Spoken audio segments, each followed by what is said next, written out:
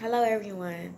So, this is the first installment of something I'm going to be doing called StoryTime, where I ask you guys for topics and then I spit a poem from my new book, Life Outspoken, Spoken Word of Urban Suburban Journey, which is my urban journey of becoming a queen and all the poems I wrote over the years that tell that story.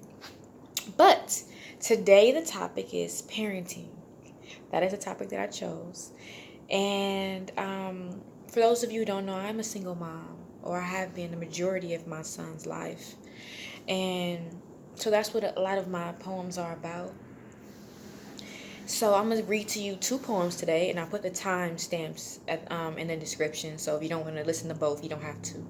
The first one is about the things heavy on my heart that may make it hard for my growth, even as a mother and as a woman. And that I struggle about being a single mom. And the second one is the beauty of life and the strength that was pushed out of me by pushing the baby out and just enjoying that child, appreciating his whole essence, So I'm going to start off with a little kind of intense poem a little bit and then go to a little lighter, well, lighter by my standards, So the first one is called Heavy Heart, Struggling Mom. And Heavy Heart is a series of poems of things that I struggled with heavy on my heart that I had to release in order to grow. So, Heavy Heart, Struggling Mom. I'm talking about the weight from the days. My first tear of the day wasn't from watching a friend leave with the EMT. It was from being that happy food came on my EBT. While outside eyes envy me like I'm MVP. Well, I'm in the mirror stressing, trying to see and believe in what you see in me. Get off of IG, please. Because my life off screens, I was dealing with the weight from telling my son to clear his plate. But every word left my face feeling fake because deep down I hope he don't. Because I only had enough for one plate and my stomach feel like it's poking bone. While haters petty poking over who holds some throne, leave me alone. But just so you know, help has always been in arm's reach in my fam's house. I just dwelled in too much pride to put my hands out to old souls filled with I told you so's.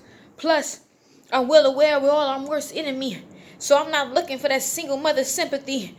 But I'd be lying if I said it wasn't hindering, enduring the worrying, and where would the knowledge stem from?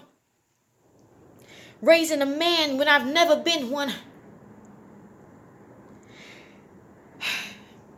Plus, sometimes I struggle with the sanity, observing humanity with dazed eyes fused with vanity, looking like mannequins ran by the Vatican, asking then, how will I ever raise a Luke when his daddy's an Anakin? Within a time of our worldly academy, limiting the power and design of our anatomy with the audacity to try to compact minds in a lower capacity. Like it's blasphemy to think magically. Like it wasn't a part of the encrypting and beginning picturing of teachings of spirituality from experiences to astrology. Frowned upon by a conditioned society, creating confliction with the idea of duality. Speaking of duality, most of us mothers fear our children falling within the same technicalities of games and homosexuality. I know we should love our children anyways, but it's hard to think of them staring down the same lanes of those we know we lost in the system or graves because they banged, or my one male friend I had that was gay that died from AIDS. So yeah, there's reasons behind the things I say, but I do understand it may not be my place to hold that weight. They have to understand, or they have to find their own way. And I must heal this heavy heart. But sometimes I wonder, as a single mother, what do mothers like me do to a child's psyche? To be raised by a woman who was not just the nurturer of home and earth, but the protector and provider. Between that and the conditioning of the system, even if a man wifes her, a seed seems to be the only thing a man provides her, but expects everything. How do we successfully raise our kids when we're still expected to raise our men?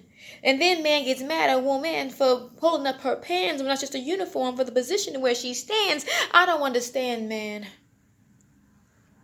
But I do understand I must heal my disgust, lack of trust and irritation, finding faith in my patience. In many ways, my son is their extension. And how can I raise him to be a king when I believe in their extinction? I have to reprogram and believe our kings are not extinct. And it all starts with me healing this heavy heart. So with that being said, to all the women who have so much pain, have so much anguish from the things that they went through regarding men, regarding feeling like they have to do things alone and maybe they shouldn't be doing.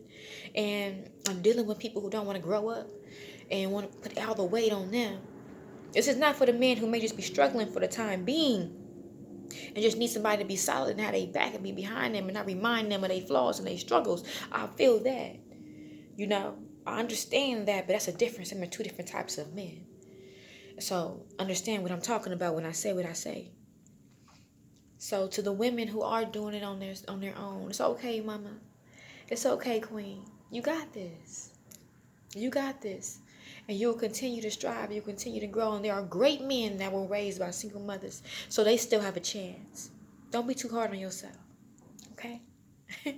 You know what? I'm going to go ahead and make this 2 videos instead of just 1. Okay? So ending that.